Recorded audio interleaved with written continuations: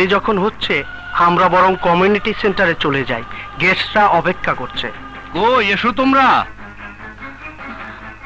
শাকিল, শাকিল, দাদা, ভাই, দাদা, দাদা, কি হয়েছে তোমার? কে করেছে তোমার এই অবস্থা? তোমরা তোমরা কোথায় যাইতেছো? আবার আবার বিয়াবার্ষিকী অনুষ্ঠানে। রত্না, সবার ভাগ্যে সবকিছু হয় না। দাদা, কে তোমার এই অবস্থা করেছে? মানুষে করছে, কিন্তু কিন্তু আমি তারে দায়ী করবো না। দায়ী করব উপরালারে।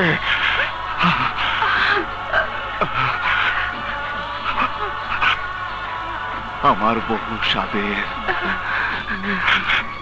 বহু স্বপ্নের বাসর ঘর, ও আমারে করতে দিল না।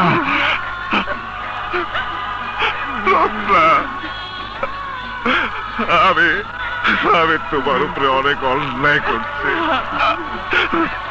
রত্না, আমারে তুমি মাফ করে দিও। ভাই, ভাই শাকির, দাদা, আমি জানতাম না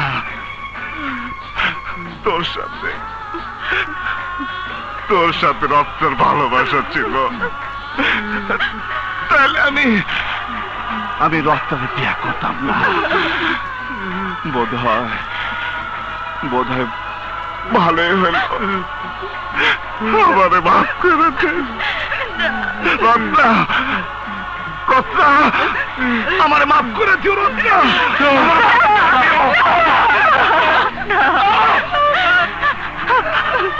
আমি যখন তোমাকে বুঝতে পারলাম ক্ষমা চাওয়ার সময়টুকু আমাকে দেবে না।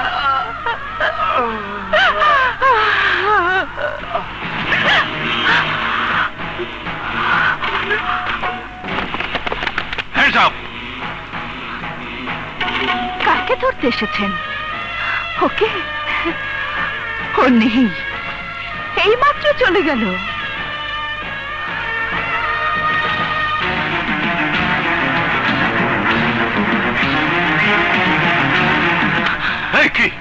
তোমরা কেউ নড়বে না, কেউ নড়বে না, গুলি করে দেব। কেউ কে খুন করেছে, কেউ কে অবস্থা করেছে, ও আমার স্বামী। কেউ কে খুন করেছে, কে কে